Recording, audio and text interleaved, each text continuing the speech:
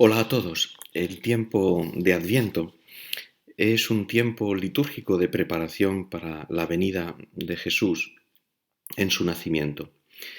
Pero también es un tiempo en el que nos ayuda a disponernos y a prepararnos para la venida del Señor en nuestra vida, en todo momento y especialmente al final de nuestra vida y al final de los tiempos. La palabra Adviento, que viene del latín adventus, se utilizaba en la antigüedad para expresar la venida de un gran personaje, un emperador, una autoridad, que se esperaba con especial entusiasmo, con expectativa, con ilusión, porque siempre la venida del rey iba a producir grandes bienes para esa población.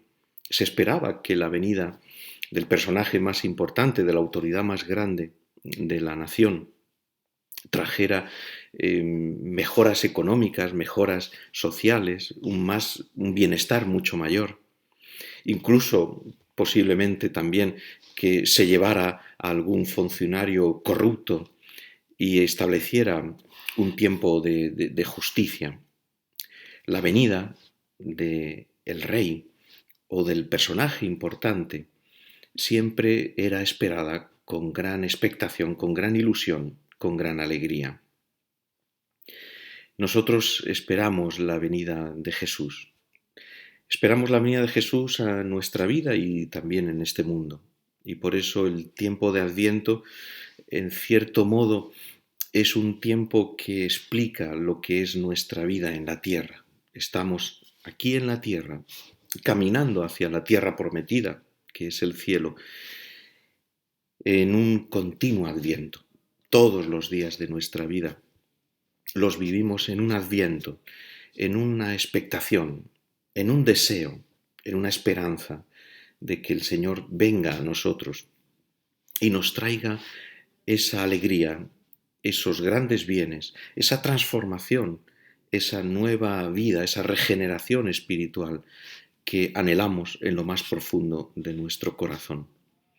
La venida del Señor, el Adviento, es siempre buena noticia, que llena de esperanza, nunca de temor, nunca de angustia, porque el Señor, cuando viene, viene a transformar, viene a regenerar, viene a dar vida, nos da esperanza, nos comunica su amor, quiere que estemos con Él, unidos a Él íntimamente, que participemos de su vida, que seamos una sola cosa con Él. Y por eso la vida cristiana siempre está inmersa en esa luz, en esa alegría, en esa paz, en esa complacencia con el amor del Señor. El Evangelio que nos propone el primer domingo de Adviento está tomado del capítulo 13 de San Marcos. Es un capítulo complejo en el que Jesús habla de lo que va a suceder, un poco anunciando el fin de los tiempos. Comienza el capítulo 13 con Jesús que se encuentra en el Monte de los Olivos y delante de él se extiende toda la grandeza del edificio majestuoso del templo de Jerusalén. Allí está sentado con sus discípulos y desde ese mirador espléndido que es el Monte de los Olivos, contempla allá en el fondo el templo de Jerusalén, la morada de Dios entre los hombres. Y los discípulos le hacen ver la grandeza del edificio, lo hermoso que es, las piedras inmensas, los sillares descomunales y toda la ornamentación que aún hoy, cuando se ven apenas los restos de lo que sería el templo de Jerusalén, nos llena de asombro por la grandeza, por la magnificencia, y en aquella época, en la época de Jesús, con todo su esplendor, el templo de Jerusalén debería de ser una contemplación extraordinaria. Los discípulos se lo hacen ver a Jesús, ¿no? Señor, mira qué grandeza, qué hermosura de este templo. Y Jesús le responde de una manera que debió de dejar a los discípulos realmente sorprendidos y conmocionados, cuando les dice, ¿veis la grandeza de este edificio, de este templo? Pues os digo que no quedará piedra sobre piedra de él. Es un anuncio terrible porque es la morada de Dios, como no se puede destruir, es la morada de Dios eterna. Por lo tanto, ese edificio es inconcebible que pueda ser destruido alguna vez. Y Jesús se lo anuncia provocando esa conmoción en los discípulos. De alguna manera es la continuación de ese momento en el que Jesús, cuando llega a Jerusalén, precisamente allí en el Monte de los Olivos, lloró sobre la ciudad al contemplarla, porque no había sido capaz de reconocer su venida, el adviento del Hijo de Dios, de Jesús. La ciudad, las autoridades, el pueblo de Dios se había distraído, había perdido esa relación íntima con el Señor y se había dejado contagiar tal vez de tantos pensamientos humanos, de esa idea humana, de grandeza humana, de apariencia humana, de seguridad en sí mismos, de pensar que en el fondo tampoco necesitan mucho a Dios, o simplemente de una religión hecha de ritos y de ceremonias que en el fondo estaban vacíos y que mantenían una apariencia de relación con Dios, pero es una apariencia superficial, vacía por dentro. Y no habían sabido reconocer esa visita especial de Dios, ese adviento, esa venida de Dios en Jesucristo, que es lo más grande que ha sucedido en el pueblo de Israel, en toda su historia, porque en otras ocasiones Dios lo ha visitado pues a través de los profetas, a través de grandes personajes.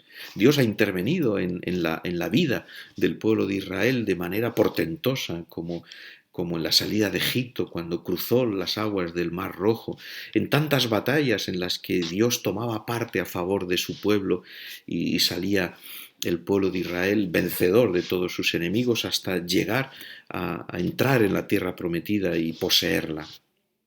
Pero la gran visita de Dios, la gran venida de Dios, no había sido capaz de reconocerla. Y a Jesucristo eso le conmueve y le rompe el corazón.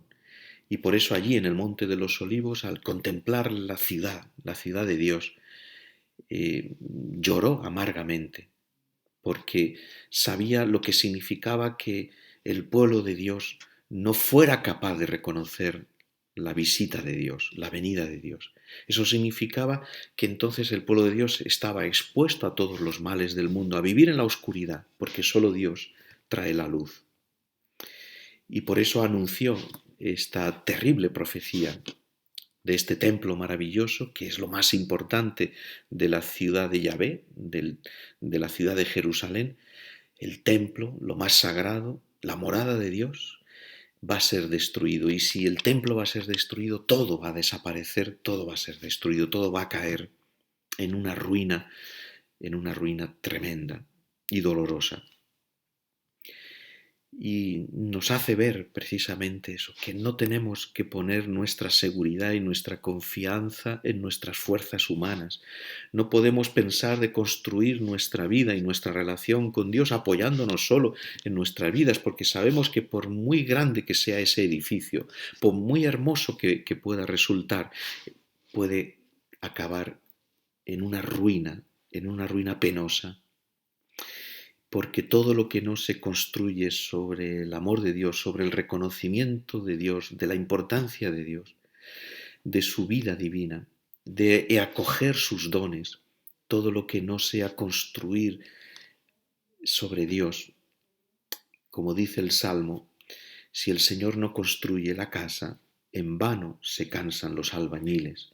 Si tú no construyes tu vida con Dios, si no dejas que el Señor te vaya construyendo, te vaya edificando, te vaya dando forma, te vaya regenerando, te vaya renovando, te vaya llenando de luz, te vaya guiando y orientando en tu vida, en tu camino, entonces en vano serán tus esfuerzos, porque construirás una obra humana, pero es humana y eso es poco y eso es pobre y además limitado y débil.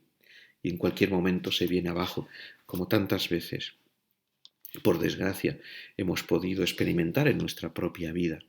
Hemos intentado construir nuestra relación con Dios, nuestra vida cristiana, apoyándonos solo en nuestras fuerzas, guiándonos solo por nuestros criterios, por nuestra mente humana, por nuestro modo de ver las cosas. Y tarde o temprano todo eso se ha venido abajo, porque nos hemos encontrado solos y débiles y vulnerables y tristes, porque al final hemos construido para nosotros mismos y por nosotros mismos, cuando en realidad nuestra vida tiene que ser por Cristo, con Él y en Él. No hay otra vida cristiana posible. Por Cristo, con Él y en Él. Y por eso ese anuncio que Jesús le hizo a los discípulos de esa destrucción del templo de Jerusalén nos tiene que servir a nosotros también para entender esa lección importante. No construyamos nunca ninguna torre de Babel y ningún templo, por muy hermoso que sea, que consista únicamente en una construcción humana, porque eso no lleva a ninguna parte. Tenemos que construir sobre el cimiento que es Cristo. Y ahí significa los sacramentos, el bautismo, la Eucaristía, el sacramento de la confesión, el sacramento de la confirmación, construir sobre la oración, construir sobre la meditación de la palabra de Dios, el acoger la palabra de Dios en nuestra vida para que dé fruto, para que realmente nuestra vida sea ese edificio espiritual que Dios quiere construir en nosotros. Y construir sobre una vida de fidelidad al Evangelio, de no dejarnos llevar de las modas del tiempo, de las corrientes que hay en la sociedad, de lo que hoy en día está de moda, de lo que se lleva, de lo que se piensa. Que nuestros criterios sean realmente los criterios de Cristo, que es el único que puede ayudarnos a construir una vida sólida y cimentada en su amor. Después el Señor expuso una serie de parábolas. Y el primer evangelio, el primer domingo de Adviento, nos presenta en este ciclo B la última parábola que Jesús explicó a sus discípulos y que se contiene al final del capítulo 13 de San Marcos. Les dijo así: es igual que un hombre que se fue de viaje y dejó su casa y dio a cada uno de sus criados su tarea, encargando al portero que velara. Ese personaje, ese hombre que se fue de viaje, es Jesús, representa a Jesús que después de cumplir su misión en la tierra, entre nosotros, después de llevar a cabo su pasión, su muerte y resurrección, emprendió ese viaje de retorno, de regreso a la casa del Padre. Y dejó su casa. Su casa hace referencia a su iglesia, a los suyos, a los que quieren vivir unidos a Él. Y a cada uno de sus criados, es decir, nosotros, criados, son los que participamos en la misión de Cristo, los que estamos comprometidos, los que realmente sentimos el impulso, el deseo, el anhelo de colaborar con Cristo, de vivir su vida, de transmitirla a los demás. Dice la parábola que a esos criados les dejó a cada uno su tarea, porque en la iglesia cada uno tiene una tarea, tú tienes una tarea. Si no la has descubierto, si todavía no la has visto, pídeselo al Señor en la oración, que te descubra, que te ayude a ver cuál es tu tarea en la casa de Cristo. ¿Cuál es tu misión? ¿Cuál es esa parcela que el Señor quiere que cuides, que lleves adelante, que colabores con Él? ¿En qué cosas, de qué manera Cristo quiere que tú le ayudes, que tú estés trabajando con Él, esforzándote con Él, gastándote con Él? Y después le encargó, dice, al portero para que velara. Esa imagen del portero es un poco sorprendente, un poco difícil de identificar. Puede ser, una interpretación podría ser que ese portero es realmente nuestra propia conciencia, que de alguna manera es la que nos ayuda a velar, a discernir sobre tantas cosas que entran y salen de nosotros, de nuestro corazón.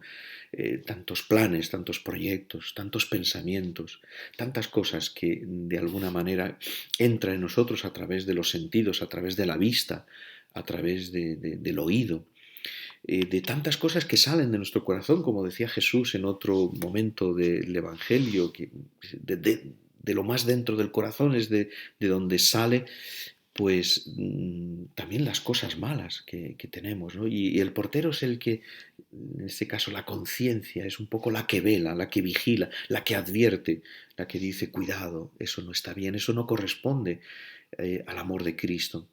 Ese modo de vivir, ese modo de hablar, esos comentarios, esas críticas, esos juicios, esos reproches o esos lamentos, esas quejas, ese resentimiento que tienes, ese rencor que guardas, eso no es cristiano, eso no es de Cristo. Y la conciencia es como el portero que nos advierte y que nos dice, no lo dejes entrar en tu corazón, recházalo, o esa tentación, o esa pasión, o tantas cosas, ¿no? que entran por los ojos, ¿no? Y la conciencia dice, no, cierra los ojos, no mires eso, no le des oído tampoco a esas conversaciones, ni a esas críticas, ni a esas murmuraciones, y mucho menos a esas calumnias, ¿no? No le des oído. Y la conciencia es como ese portero que está atento y que nos advierte, nos lo hace saber y que tenemos que seguir, porque si acallamos esa voz de la conciencia, si le tapamos la boca y ya no nos advierte, entonces estamos en peligro porque puede entrar en nosotros cualquier cosa, puede entrar cualquier cosa corrompida, cualquier cosa venenosa, tanta basura que entra desde fuera hacia nosotros y también a veces tanta basura moral y espiritual que sale de dentro de nosotros y que tenemos que purificar, que tenemos que evitar, que tenemos que transformar y que como pasa en no sé, la agricultura, que al final pues las plantas y los árboles dan fruto abundante si están bien abonados y están bien abonados con basura, con cosas que ya no sirven y sin embargo son un buen fermento. Así tiene que ser también todas estas cosas. Tenemos que transformar todas esas cosas malas y negativas y que afean nuestra vida y que de alguna manera estropean también el fondo de nuestro corazón y todo ese veneno, transformarlo en un buen abono, en un buen alimento, en un buen fermento para que nuestra vida dé verdaderos frutos de amor de Dios, para que el Señor esté contento y feliz viendo cómo florece esa vida nuestra que Él ha depositado en nuestro corazón. Y a continuación añade el Señor esta llamada urgente, apremiante, ¿no? Velad entonces, pues no sabéis cuándo vendrá el Señor de la casa, si al atardecer o a medianoche o al canto del gallo o al amanecer. No sea que venga inesperadamente y os encuentre dormidos, ¿no? Lo que os digo a vosotros termina, lo digo a todos, velad. Esta es la invitación de Jesús en este comienzo del Adviento y en general en toda nuestra vida cristiana. Velad, estad atentos. Y estar atentos quiere decir estar enamorados, ¿no? El que está enamorado está atento, se preocupa de todo, hasta de los detalles más pequeños, especialmente de los detalles más pequeños. No quiere que se le escape nada, porque está enamorado, porque tiene el corazón vivo, tiene el corazón atento, tiene el corazón despierto y está anhelando la venida del esposo, que es Cristo, está anhelando la venida del amor, que es Cristo. Por eso no es una invitación para que estemos como angustiados, ¿no? Diciendo, ¿cuándo va a venir el Señor? A ver en qué momento va a venir y me va a pillar desprevenido y con estos pelos y con esta ropa y sin preparar, ¿no? El Evangelio es buena noticia, ¿no? Entonces nos dice, mirad, el amor está viniendo, el amor está llegando. Entonces vive de amor, porque es lo más bonito. no solo porque te tiene que encontrar atento y despierto, sino porque es la cosa más maravillosa, es la mejor noticia saber que está a punto de llegar, que está muy cerca el amor con mayúsculas, el amor más grande, Cristo nuestro Señor. Y Él viene también en cada momento, en cada circunstancia, en cada ocasión, en nuestra vida de cada día, en lo que hacemos, en nuestras tareas, en nuestras obligaciones, en nuestra familia, en nuestra parroquia, en las personas que tratamos, las personas que conocemos, aquellas que encontramos en el trabajo o entre los amigos. En todo momento Jesús viene también en una enfermedad, o en una alegría, en un momento bueno y a veces en un momento menos bueno. Jesús viene en tantas ocasiones, de tantas maneras y tantas veces nosotros no sabemos descubrirlo, no sabemos percibirlo. Y esto es un poco lo que nos pide, pues velad, es decir, estad atento, descúbrelo, que Jesús es Jesús que pasa, ¿no? Es Cristo que pasa por tu vida en ese momento, en esa circunstancia. No lo dejes pasar de largo, porque quien vive de amor es capaz de percibir y de descubrir todas estas circunstancias. Y Jesús viene en la Eucaristía, Jesús viene en la oración y Jesús viene en la confesión, ¿no? Por lo tanto, ya desde este primer domingo de Adviento le queremos manifestar al Señor, ¿no? Señor, ayúdame a descubrir tu presencia, a descubrir esas venidas tuyas, esas llegadas a mi vida, para que, para que me llenes de amor, para que mi vida sea una vida de entrega, de generosidad, para que no me quede dormido en mis cosas, dormidos en mis pensamientos, para que no esté dormido en mi tristeza, en mis pecados, en mi desánimo, para que no esté dormido en mi orgullo, en mi vanidad, en mi egoísmo, en ese darle vueltas y vueltas a mis cosas, a lo que me pasa, a lo que me sucede, para que esté despierto al amor, despierto a tu presencia, despierto a tu llegada. Qué invitación tan bonita la de Jesús. Es velad. Es lo más bonito que Jesús podría decirnos. Estate despierto. Es decir, estate enamorado. Vive de amor. Porque yo estoy llegando. Estoy viniendo a ti. Estoy muy cerca de ti.